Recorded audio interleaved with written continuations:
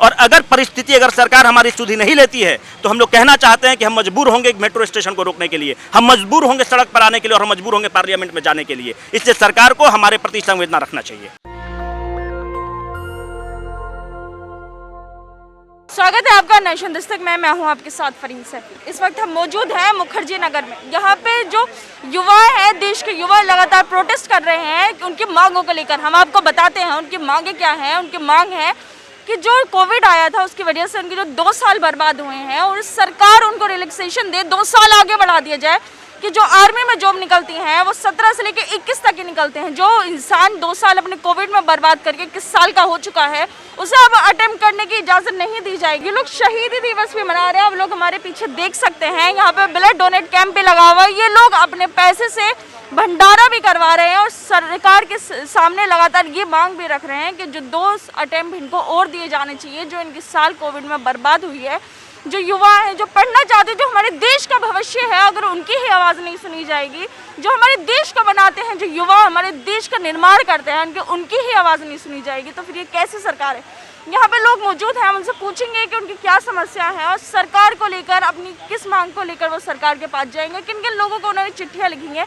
इन सब मुद्दों पर हम इनसे बात करेंगे। छात्र जो हैं, छात्राएं जो हैं, वो लगातार धरने पे बैठी हुई है, भूख हड़ताल कर रही है अपनी मांगों को लेकर कि सरकार उनकी मांगों को सुने। वो सरकार को चिट्ठी भी भेज रहे, पीएमओ को चिट्ठी भी भेजी है, लेकिन वहाँ से भी कोई जवाब नहीं आया है। इन छात्रों से पूछते हैं इनकी और क्या समस्या है, क्या चाहते हैं सरकार। सर, आपका नाम क्या? मेरा नाम रोहित है। अच्छा, तो आप किस लिए यहाँ पे धरना दे रहे हैं और क्या समस्या है? मैम, समस्या इस तरह का है कि जो कोविड महामारी है वो तो एक वैश्विक महामारी रही है। सरकार ने समाज के हर तबके को कुछ ना कुछ प्रदान किया है। सरकार ने जब रेडी वालों को सपोर्ट किया तो हम लोग उसके साथ थे। सरकार ने पटरी वाले को सपोर्ट किया है, साथ सरकार ने बड़े बड़े उद्योगपतियों को सपोर्ट किया है, पर विद्यार्थी वर्ग अभी भी अछूता रह गया है। हम ये नहीं कह रहे हैं कि हमें कलेक्टर बना दिया जाए, हम ये भी नहीं कह रहे हैं कि हमें एसपी बना दिया जाए। हम तो ये कह रहे हैं कि कोरोना महामारी ने हमसे अपना मौका छीना है, हमसे हमारा सपना छीना है। कुछ ऐसे अभ्यर्थी हैं, कुछ हम लोग में से ऐसे हैं जो हम लोग इंटरव्यू तक पहुंचे हुए हैं।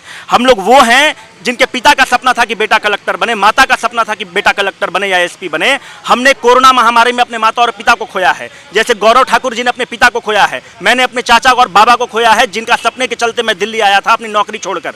मैं जीएमआर में पहले नौकरी करता था, अच्छी तनख्वाह पर नौकरी करता था, अभी भी पीएसयू में नौकरी करता हूँ। मामला यह है कि हमारे सपने को जीने का अधिकार चाहिए। हम पैसा नहीं मांग रहे हैं आपसे, हम रुपया नहीं मांग रहे हैं, हम आपसे मात्र एक अटेम्प्ट मांग रहे हैं। अगर different state government can give, अगर महाराष्ट्र दे सकता है, पंजाब दे सकता है, त्रिपुरा दे सकता है, उड़ीसा दे सकता है, अगर बीजेपी शासित प्रदेश गुजरात दे सकते हैं अपने राज्य आयोग में, तो केंद्र सरकार अपने एग्जाम्स में क्यों नहीं दे सकती है? विद्यार्थी वर्ग अछूता क्यों है? हमारा मांग यही है। इसको लेकर हम लोग माननीय सुप्रीम कोर्ट में अभिषेक आनंद सिन्हा केस में गए। माननीय सुप्रीम कोर्ट इस मामले में बहुत ही हम लोग के प्रति संवेदना रखा, पर चूंकि यह एक पॉलिसी मैटर है, पॉलिसी मैटर में सरकार सुप्रीम कोर्ट इंटरवेन नहीं कर सकती है, क्योंकि जुडिशियल एक्टिविज्म के दायरे में आ जाएगा। सुप्रीम कोर्ट ने अपने जजमेंट में साफ कहा है, साफ शब्दों में कहा है कि the government to take a lenient view, बच्चों के प्रति संवेदना रखते हुए निर्णय ले। हम बार बार इनके मंत्री से मिलते हैं, बार बार पार्लियामेंट में प्रश्न उठता है, पर मंत्री जी का एक जवाब होता है कि रचना केस में सुप्रीम कोर्ट ने इनके खिलाफ में निर्णय दिया है, जबकि ये उनका स्कूल ऑफ थॉट प्रोसेस है। सुप्रीम कोर्ट ने इसलिए इंटरवेन नहीं किया क्योंकि जुडिशियल एक्टिविज्म के दायरे में आता।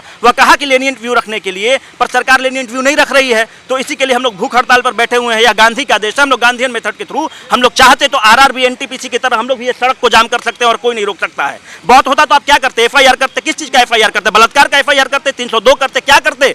हम अभी चाहते तो इतने स्टूडेंट्स अभी सड़क पर चले जाए और सड़क रुक जाएगी, पर हम लोग पढ़े लिखे लोग हैं। We don't want to take the law into the hand, we want the Gandhian method to rule. हम लोग गांधी को मानने वाले लोग हैं, अंबेडकर को मानने वाले लोग हैं, इसीलिए हम लोग भूख हड़ताल पर बैठे हुए, पर सुधि कोई नहीं ले रहा है।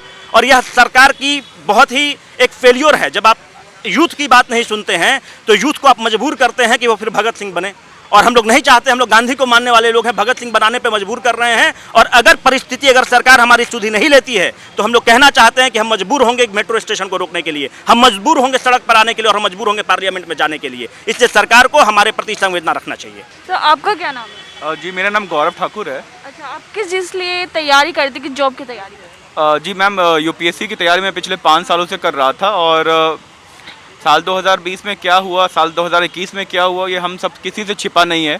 और एग्ज़ाम से 1 महीने पहले मैं अपने पिता को खो देता हूँ, और तो आप समझ सकते हैं कि एक स्टूडेंट की, एक बेटे की मानसिक स्थिति को आप भांप सकते हैं। क्या वो एग्ज़ाम देने की स्थिति में था? क्या वो मानसिक स्थिति थी उसकी कि वो अपना 100% दे पाए उस एग्ज़ाम में? जाहिर सी बात थी कि मैं एग्ज़ाम देने तो जाता हूँ क्योंकि ये सपना मेरे पिताजी का था, तो एक सच्ची श्रद्धांजलि होती है उनके प्रति कि अगर मैं इस एग्ज़ाम में सफल होता, लेकिन मैं अंततः सफल नहीं होता हूँ।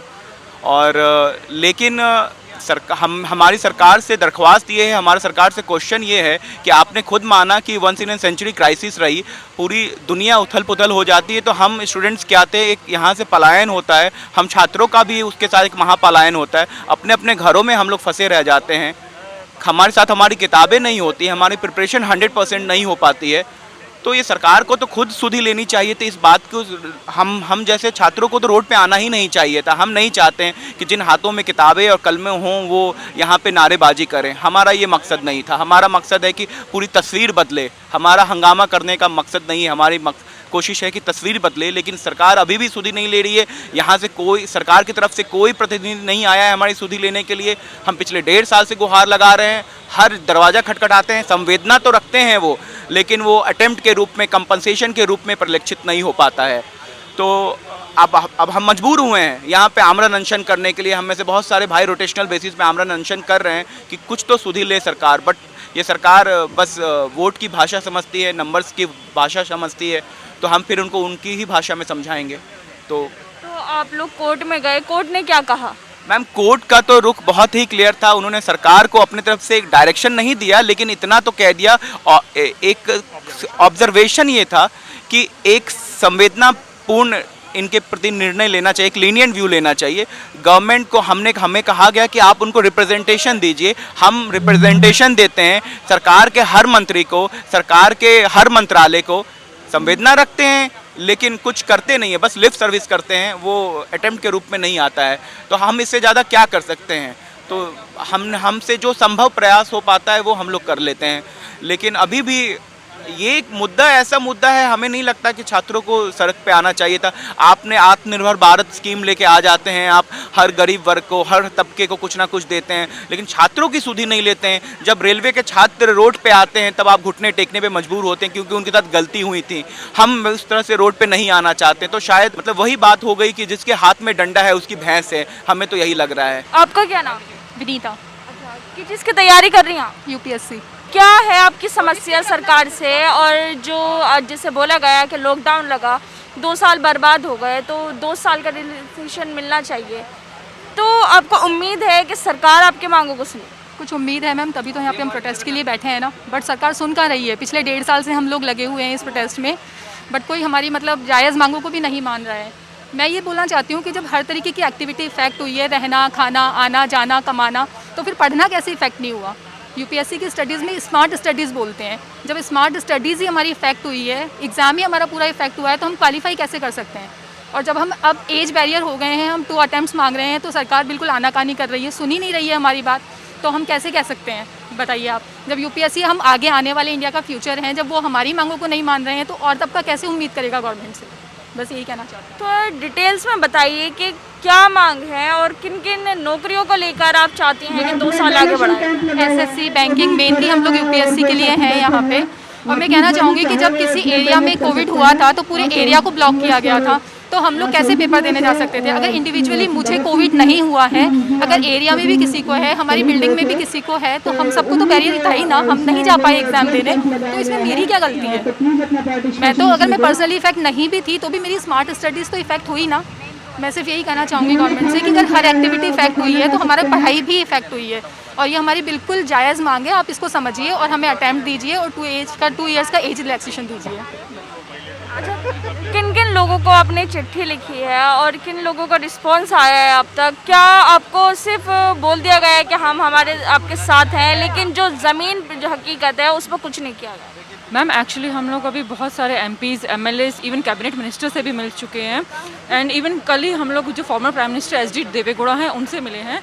एवरीबडी हमें सपोर्ट करते हैं एंड दे आर लाइक कि आपका इशू जेन्युइन है और आपको अटैम्प्ट मिलना चाहिए। बट जब तक कोई भी रिटर्न में नहीं आता, कुछ नोटिफाई नहीं होता, देन उसका कोई अभी कुछ आप कह नहीं सकते। हमें अटैम्प्ट मिला नहीं है अभी, तो उसके लिए हम लोग कोशिश कर रहे हैं। एंड इवन जुडिशरी के थ्रू भी we are also trying, but अभी कुछ फाइनल नहीं मिला है हमें। अच्छा, पीएमओ को चिट्ठी लिखी है, वहाँ से कोई रिस्पॉन्स आया है अभी तक? नो मैम, नो, अभी तक कोई रिस्पॉन्स नहीं आया है।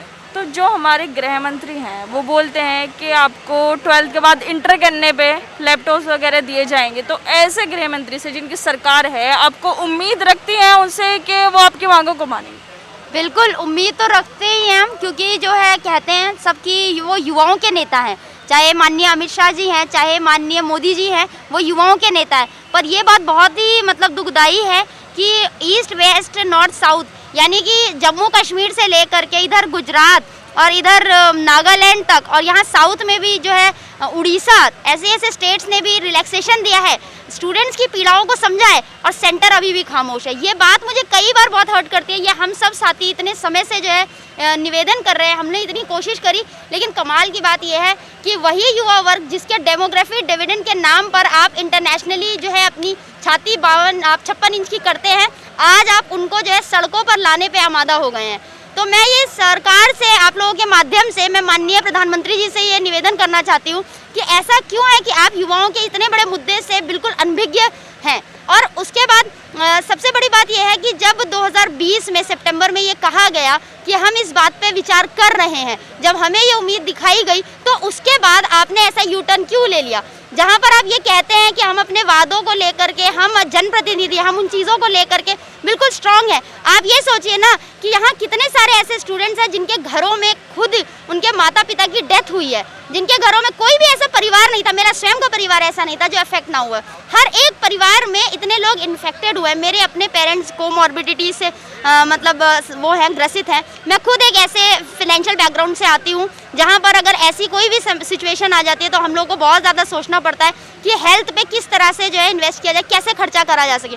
और ऐसी सिचुएशन में भी आप ये उम्मीद करते हैं कि हम अपने पेपर देने जाएं। आप बताइए ना, मोदी जी से हमारा सीधा सीधा सवाल है कि आप बताइए कि परिवार को पहले देखें या हम अपना पेपर देखें, और अगर पेपर ना दें या पेपर ना क्लियर कर पाएं तो हमारे भविष्य का क्या सोचा है आपने हमारे भविष्य के बारे में? क्योंकि मैं सिर्फ एक नहीं हूँ, या यहाँ मेरे बैठे हुए साथी को हम कुछ 100-200 साथी नहीं है, बल्कि हम ये हमारे पूरे देश का हम अधिकतर भाग हैं। हम हमारे देश का करीब 60% भाग है जो कि आज भी बहुत सारी वित्तीय परेशानियों से, बहुत सारी समस्याओं से जूझ रहा है, जिनका भविष्य पूर्ण रूप से अंधकारमय हो गया है। इसी कारण मेरी साथी यहाँ पे बैठी हुई हैं, इनके खुद के घर में ऐसी सिचुएशन हुई जहाँ पर कोविड की वजह से जो है डेथ हुई, और उसके बाद आप ऐसी सिचुएशन में सोचते हैं कि ये जा करके वहाँ पेपर दे सकती, और ऐसी एक नहीं, ऐसी तमामों सैकड़ों नहीं हजारों कहानियां हैं। मैं माननीय प्रधानमंत्री जी से कहती हूँ कि आप मन की बात में हमारी मन की बात जानना चाहते हैं, और अब जब 1.5 साल से छात्र आपको अपनी मन की बात बताना चाहता है, तो आज आपके पास इतना समय नहीं है कि आप हमसे कुछ थोड़ी सी बात कर ले, हमारा दुख दर्द सुन सकें, और संवेदना के तौर पर आप हम लोगों को, हम क्या मांग रहे हैं? हम नौकरी नहीं मांग रहे हैं। बेरोजगारी हमारे देश की इतनी बड़ी समस्या है, पर हम आपसे नहीं कहते आप हमें नौकरी दीजिए। हम ये कहते हैं कि जिस प्रयास के लिए हमने 3-4 साल पहले जो है अपने मतलब यूज़ किए, उसके बाद सडनली कोविड आता है, पूरा देश क्या पूरी दुनिया जो है इतने असमंजस में पड़ जाती है कि ये क्या हो गया। लोग जो है ये हर रोज़ ये दुआएं करते हैं कि ये दिन निकल जाए और हम जिंदा बच जाएं। ऐसी सिचुएशन में आप सोचिए कि हमारा भविष्य कितना अंधकारमय हो गया, और उसके बाद भी हमें आज तक सरकार से कुछ नहीं मिला है, ना कोई आश्वासन मिला है, ना कुछ मिला है। सरकार ने चुप्पी साधी है। तो क्या ये मान लिया जाए कि सरकार आज युवाओं के मुद्दों पर पूरी तरह से शांत है? क्या सरकार की जो है प्रायोरिटीज बिल्कुल डिफरेंट है? क्या आर वी नॉट पार्ट, और may be just because we are not part of that vote bank, is it like that we are not at all important for the government? I am really very upset about all these things, and this is something which makes me feel like that this democracy, I don't know where it is heading towards, because the youth is sitting on the hunger strike and we are on strike. Imagine what will we be contributing towards the GDP? That means that, you know, there is less contribution towards from us. Why? The reason is because we do not have opportunities, the fair opportunities that we deserved in all the examinations. All we are asking is 2 compensatory attempts for all and 2 years age relaxation. Just the fair chance to appear for the examination so that we can fulfill our dreams and at least be satisfied and content that we gave our best in the fair situations wherein there was no such pandemic sort of situation wherein we were praying for our lives and health. Thank you so much. हमारे साथ अनुपम मिश्रा हैं जो RLD के राष्ट्रीय सचिव हैं। उनसे पूछते हैं ये जो आंदोलन हो रहा है वो कितना सफल हो पाएगा, कि जो छात्र उनकी जो मांगे हैं अभी ऐसा नहीं है कि कोई सर, ये जो छात्र हैं भूख हड़ताल पर भी बैठे हैं, और आंदोलन भी कर रहे हैं लगातार, और अपनी जो चिट्ठी है वो पीओ तक भी पहुंचा पाए। तो आपको ऐसा लगता है जब पीओ ने वहाँ से आंसर नहीं दिया, आप इनकी बात पहुंचा पाएंगे?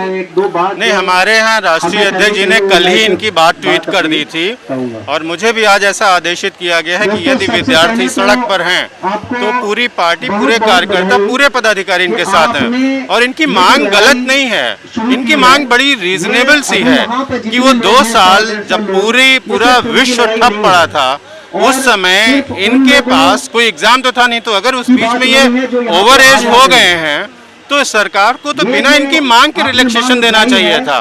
तो मैं समझता हूँ, मैं तो साथ हूँ, पूरी पार्टी इनके साथ है। जब केंद्र सरकार सुनने के लिए तैयार नहीं है और ये आंदोलन में लगातार कर रहे हैं, भूख हड़ताल भी कर रहे हैं, तो आप कितना सफल बना पाएंगे इसको? केंद्र सरकार की आदत पड़ गई है, ये सरकारें जब सत्ता में आती तो अहंकार में डूब जाती हैं। चुनाव से पहले इनको यही युवा दिखता था, चुनाव से पहले युवाओं के लिए 2 करोड़ रोजगार दिखते थे। ये अपना हक मांग रहे हैं, ये भिक्षा नहीं मांग रहे, दैट इज हिज राइट, और वो मांग रहे उसको देना पड़ेगा। नहीं देंगे तो युवा शक्ति बहुत है, सड़क पे उतरेगी तब देंगे। इस सरकार की आदत हो गई है कि ये चाहती है कि नौजवान साथी इसके कदमों में गिरे, ऐसा होगा नहीं। सरकार को बिना इनके आंदोलन को दिए, मुझे तो लगता है सरकार यदि चाहती है कि भारतवर्ष में एक नया आंदोलन न पैदा हो और गलत तरीके से कुछ ना हो, इसलिए इनकी मांगे यथाशीघ्र मांगे और इनको 2 साल का मौका प्रोवाइड करें। कई जगहों पर इनको रिलैक्सेशन मिल भी गया है, तो जो सरकारी काम है वो धीरे धीरे तो होंगे, तो इनको सरकार पर भरोसा नहीं करना चाहिए। सरकारी काम धीरे धीरे कैसे होता है? आप कह देंगे कि चाइना ने अटैक कर दिया, अब हम नीति बनाएंगे फिर रिएक्ट करेंगे। This is do and die situation for them. उनका घर परिवार है, उनकी लाइफ है, उनका एक एक दिन इम्पोर्टेंट है, उसमें सरकारी रवैया कैसे? प्रॉम्प्ट डिसीजन होते हैं, और हमारे तो प्राइम मिनिस्टर कहते हैं कि भाई प्रॉम्प्ट डिसीजन होना चाहिए। सब कुछ डिजिटलाइज आप कर रहे हैं, सब डिजिटल हो रहा है, इनका इसमें करना कितना है? जस्ट 1 ऑर्डर, आंदोलन करें। जैसे अभी तो ये आंदोलन कब तक चलता रहेगा, कितनी आगे तक जाएगा? जितनी जल्दी सरकार मान जाएगी उतनी जल्दी खत्म हो जाएगा। सरकार नहीं मांगी तो चलता रहेगा। सरकार लगातार महंगाई भी बढ़ती जा रही है, तो इससे जो आंदोलन है कि इस पर फर्क पड़ेगा या फिर आप जो जुनून है वो बरकरार रहेगा? नहीं, महंगाई अलग चीज है, आंदोलन अलग चीज है। ये इनका जो आंदोलन है वो इनकी नौकरी के लिए है। आप समझिए, नौजवान आदमी के हाथ में अगर काम नहीं होगा तो वो किस रास्ते पे जाएगा? इनके पास अथाह ऊर्जा है, सरकार उसका इस्तेमाल करे, भारतवर्ष प्रगति के रास्ते पर बढ़े। आप और महंगाई जो बढ़ा रहे हैं ये कहाँ से लाएंगे? ये बच्चे किसी न किसी के बच्चे हैं, माँ बाप कहाँ से इनको कब तक, किस उम्र तक पालेंगे?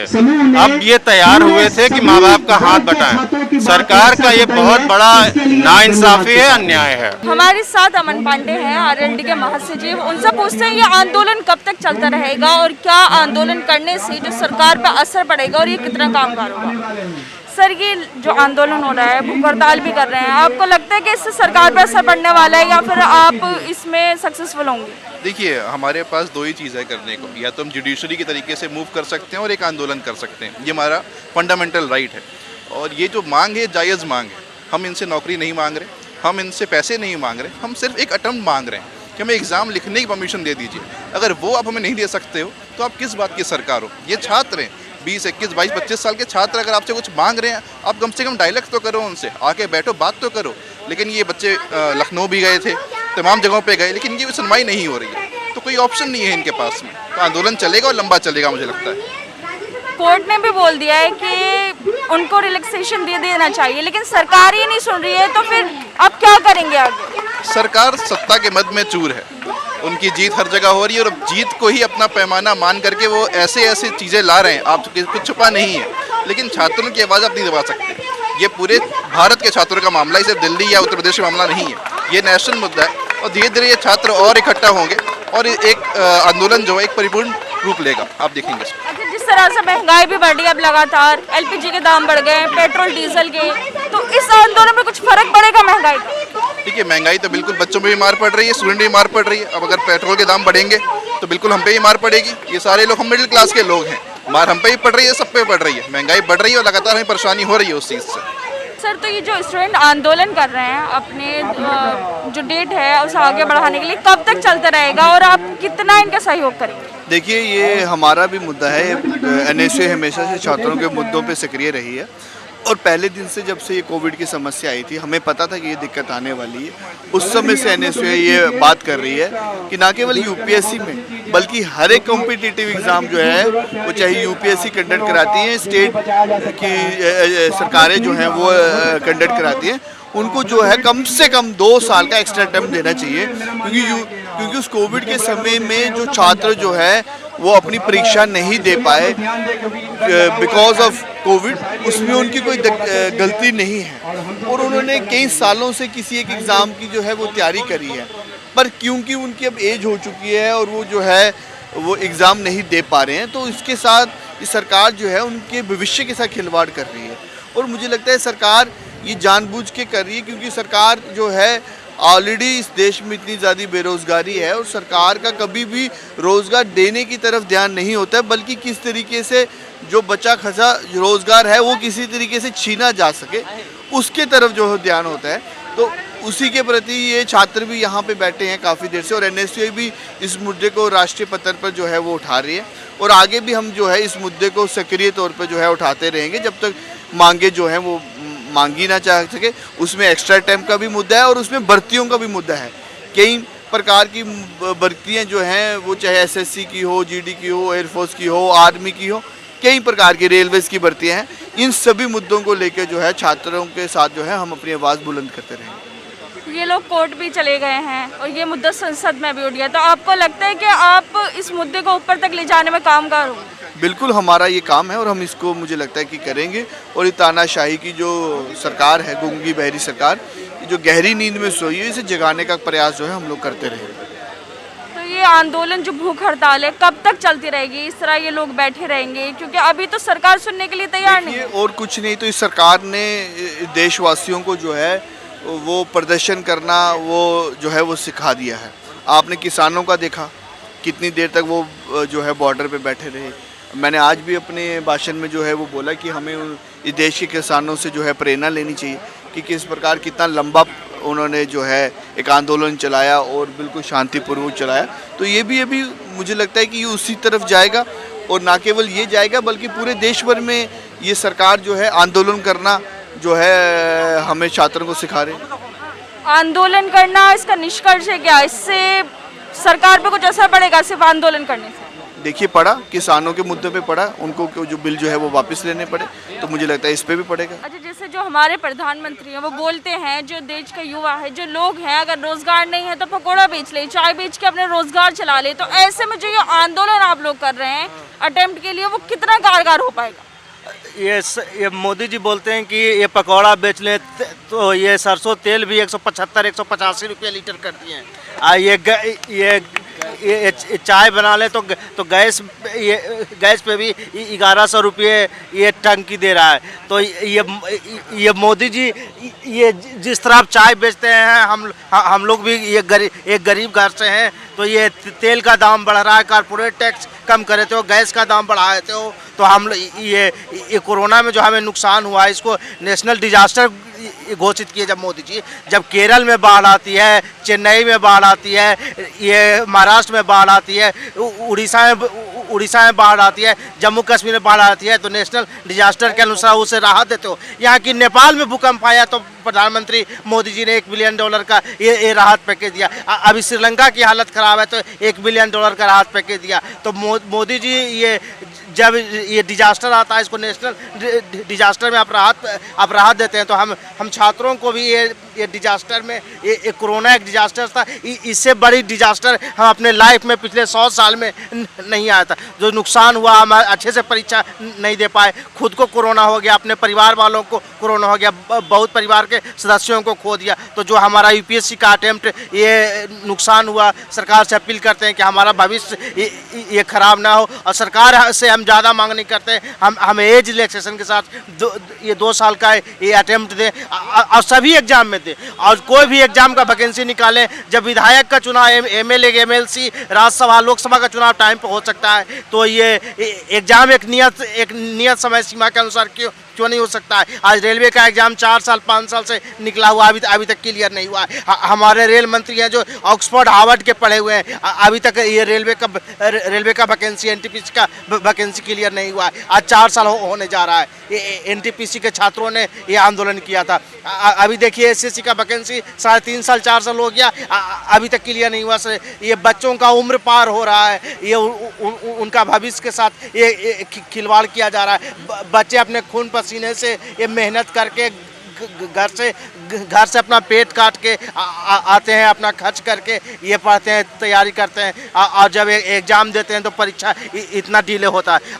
आप यूपीएससी एग्ज़ाम लेते हो, एक जीएस पेपर लेते हो 250 नंबर का, उसमें तो बहुत सारे इंस्ट्रक्शन रहते हैं। ये 150 शब्दों में लिखें, चर्चा करें, विवेचना करें, समालोचनात्मक परीक्षण करें, लेकिन 275 नंबर का इंटरव्यू लेते हैं, उसमें तो दिखाओ क्या पूछते हो, क्या जवाब दिया, किस जवाबदेही के साथ आप किसी को 220 नंबर देते हो, किसी को सिर्फ 70-80 नंबर देते हो, उसमें दिखाओ, उसको छुपा के मत रखो। ये मोदी जी उसको भी हमको दिखाओ। इसलिए यूपीएससी को सभी एग्जाम में पारदर्शिता लानी होगी, और हमको 2 अटेम्प्ट एज रिलैक्सेशन के ये साथ देना होगा। भोपाल में एमटेक जो लड़कियां हैं, बीटेक करी हुई, वो रेलवे स्टेशन पर चाय बेच रही हैं, तो क्या वो एक रोजगार का साधन हो सकता है? हाँ बिल्कुल। जब आपकी सिचुएशन ये हो जाएगी कि घर में जो है आपके माँ बाप जो है भूखे रहेंगे, तो चाय बेचना क्या, लोग फिर जो है मतलब कोई भी काम करने पे आमादा हो जाएंगे। पर क्या देश इससे आगे बढ़ेगा?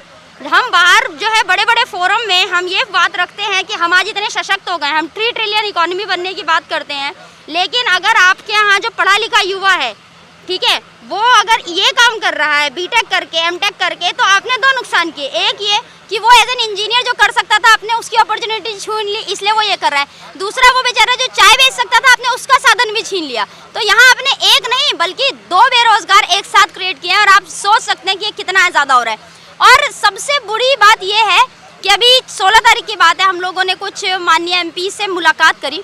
वहाँ पर एक एमपी जी ने हमसे ये कहा है कि मतलब पीएमओ आपसे क्यों बात करेगा, मतलब मोदी जी के पास इतना पॉलिसी मेकिंग का काम है, वो क्यों बात करेंगे? हम 1.5 साल से कोशिश कर रहे हैं। बात सिर्फ मेरी शादी के न्योते की नहीं है कि जो है पीएम क्यों बात करेंगे। बात यहाँ पर इस बात की हो रही है कि ये छात्र इतने सारे जो यहाँ पर हंगर स्ट्राइक पे बैठे हैं, हमारा जुडिशरी कहता है कि भाई अगर मतलब जुडिशरी में क्लियर है कि एक इंसान अक्यूज छूट जाए कोई दिक्कत नहीं है, लेकिन कोई निर्दोष जो है वो सज़ा नहीं पाना चाहिए। और यहाँ पर अगर सारे एग्जाम्स को मिलाया जाए और करीब एस्टिमेट लगभग 2-2.5 करोड़ का है, तो इतने सारे युवाओं के मुद्दे उनके लिए बेकार हैं, वो पॉलिसी मेकिंग का पार्ट नहीं है। हम मांग ही तो रहे हैं, एक होलिस्टिक पॉलिसी मांग रहे हैं, तो क्या ये उनकी पॉलिसी मेकिंग का पार्ट नहीं है? तो ऐसा क्यों है कि वो हमसे मिलने, बात करने या हमारी बात सुनने के लिए आमादा नहीं है? क्यों उन्हें ज़रूरत नहीं है? क्या युवा वर्ग बिल्कुल भी कुछ भी उनके लिए मैटर ही नहीं करता? क्यों? क्योंकि ये लगता है कि हम वोट बैंक नहीं बनाते। ये बात सुन करके मुझे बहुत ज़्यादा दुख हुआ। मतलब मुझे ये लगा कि एक डेमोक्रेसी में एक मतलब युवा होने के बाद, एक पढ़ा लिखा युवा होने के बाद, अपने अधिकारों को जानने के बाद, ये जानने के बाद कि एक जनप्रतिनिधि कौन होता है, डेमोक्रेसी में प्राइम मिनिस्टर कौन होता है, और उसके बाद आपको ये पता चलता है कि आपका जनप्रतिनिधि आपसे नहीं मिल सकता है, जबकि आप 1.5 साल से इस चीज़ का अनुरोध कर रहे हैं। सिर्फ एक व्यक्ति से नहीं मिलने की बात हो रही है, एक पूरे समूह को, एक पूरे समुदाय को, एक स्टूडेंट, एक वर्ग, एक समुदाय बन गया है। और उनकी समस्याओं के लिए यदि हम आपके 5 मिनट चाहते हैं या चाहते हैं कि आप हमारी उन समस्याओं का कुछ भी करके आप उसका सॉल्व करिए, अगर आपके लोअर मिनिस्टर से या कहीं से हो सकता, तो ऑब्वियस सी बात है हम लोग यहाँ सड़कों पर खाक नहीं छान रहे होते। हम लखनऊ गए, हम अलग अलग जगह पे, मैं खुद एमएससी किया हुआ है मैंने, ठीक है, और मैं जो है वहाँ पे पोस्टर चिपका रही थी। ऐसे हमारे बहुत सारे स्टूडेंट्स हैं, सब लोग हैं, ये लोग ORN वगैरह में, ऑल राजेंद्र नगर वगैरह में पोस्टर चिपका रहे हैं।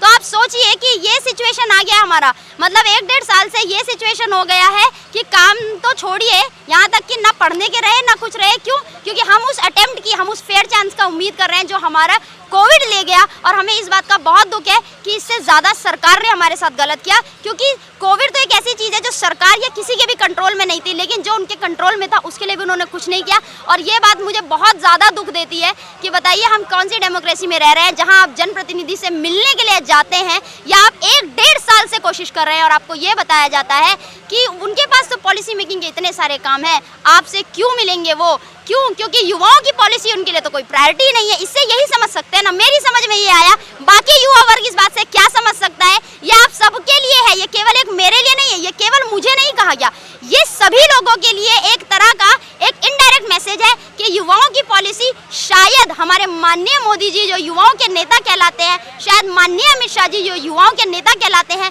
उन लोगों के लिए शायद ये उतना ज़्यादा महत्वपूर्ण नहीं है। और ये बात सुनकर के मैं बहुत ज़्यादा दुखग्रस्त हुई हूँ। बाकी लोग जो है अगर मेरी बात जब सुनेंगे तो मुझे लगता है आप भी इस दर्द को महसूस कर सकते हैं, और अगर आप महसूस कर सकते हैं तो आप सोच सकते हैं कि आज भी स्टूडेंट के लिए कोई होलिस्टिक पॉलिसी नहीं है, चाहे वो यूनिवर्सिटी की बात की जाए, चाहे वो आप एग्जामिनेशन की बात करें, जो कि हम एग्जामिनेशन की तैयारी करते हैं क्योंकि भाई हमारे पास इतना पैसा नहीं है कि हम लोग स्टार्टअप स्टैब्लिश कर सकें, हमारे पास इतने रिसोर्सेज नहीं है। हम लोग वो जनरेशन है जो अपने पेरेंट्स वगैरह के लिए कुछ अच्छा करके आगे की जनरेशन के लिए भी कुछ बेहतर करना चाहते हैं, ताकि आगे का भी हम अपने देश के लिए कुछ कर सके। हम में से बहुत सारे ब्यूरोक्रेसी में इसलिए नहीं जाना चाहते कि नेम और फेम, मैं अपना पर्सनली बोल रही हूँ, मैं इसलिए जाना चाहती हूँ कि मैं वाकई में देश के लिए कुछ करना चाहती हूँ। मैंने 12 में CDS क्लियर किया, लेकिन मेरा 2 सेंटीमीटर हाइट कम होने की वजह से मेरा SSB नहीं हुआ, ठीक है। उस दिन से मैंने डिसाइड किया था कि मैं देश सेवा ब्यूरोक्रेसी के थ्रू करूँगी, ठीक है। किसी वजह से मेरा अटेम्प्ट क्लियर नहीं हुआ इनिशियली। क्यों? क्योंकि मैं एक ऐसे वर्ग से आती हूँ जहाँ 28 साल की उम्र में आप जो है पहला अटेम्प्ट देते हैं, आपके पास इतने पैसे नहीं होते हैं कि आप बहुत बड़े बड़े इंस्टीट्यूशंस में एनरोलमेंट कर लें और बहुत सारे टेस्ट सीरीज ज्वाइन करें। और उसके बाद जब हम 2-3 साल में हम कुछ इस तैयारी में आते हैं कि अब हम उस अटेम्प्ट को देने वाले हैं, और कोविड जो है एक जो है परमाणु बम की तरह हमारे सर पर फूटता है, और उसके बाद सरकार चुप्पी साध लेती है। हमारे जनप्रतिनिधि कहते हैं कि आप हमारे लिए शायद इतने आवश्यक नहीं है, आप हमारा वोट बैंक नहीं है। मैं आप लोगों के माध्यम से ये अपील माननीय मुख्यमंत्री और प्रधानमंत्री जी से क्लियरली करना चाहती हूँ कि प्लीज़ आप हमारी संवेदना को समझिए, हमारी दुख दर्द को समझिए, please understand our pain and agony, and please grant us 2 compensatory attempts and 2 years age relaxations for all the central government examinations. Just like states have shown that kind of compassion, we expect the same from you. You have to lead from the front. Thank you so much. छात्र लगातार अपनी मांगों पे अड़े हुए हैं कि जो 2 साल की उन्हें छूट मिलनी चाहिए। आप देख सकते हैं हमारे पीछे भी इन लोगों ने अपनी मांगे के लिख सकता है। सभी भर्ती प्रक्रियाओं में 2 वर्ष की छूट मिलनी चाहिए, और जो भर्ती प्रक्रिया है उनमें पारदर्शिता होनी चाहिए। ये 2 मांगों को लेकर छात्र यहाँ पर बैठे हुए हैं, लगातार हंगर स्ट्राइक कर रहे हैं, भूखे प्यासे यहाँ बैठे हुए हैं। यहाँ पे इतनी ज़्यादा गर्मी है, वो रात को भी यहीं रुकते हैं, मच्छर लगते हैं, लेकिन जो उनका जज्बा है, जो जुनून है, वो कम नहीं हो रहा। अपनी पढ़ाई को लेकर वो चाहते हैं सरकार से कि उनकी मांगों को सुना जाए। लगातार PM से बात करने की कोशिश कर रहे हैं, लेकिन PM की तरफ से कोई रिस्पांस नहीं आ रहा है। जो प्रधानमंत्री युवाओं के नेता हैं, अगर वो युवाओं की नहीं सुनेंगे तो वो कैसे प्रधानमंत्री। कैमरामैन आशीष के साथ नेशन दस्तक। नेशनल दस्तक की आपसे गुजारिश है कि अगर इसको बचाना चाहते हैं तो नेशनल दस्तक को सब्सक्राइब करने के लिए रेड कलर के सब्सक्राइब बटन को दबाएं, फिर बेल आइकन की घंटी दबाएं। नेशनल दस्तक को बचाने के लिए बहुत जरूरी है कि हर खबर को शेयर करें, लाइक करें, कमेंट जरूर करें।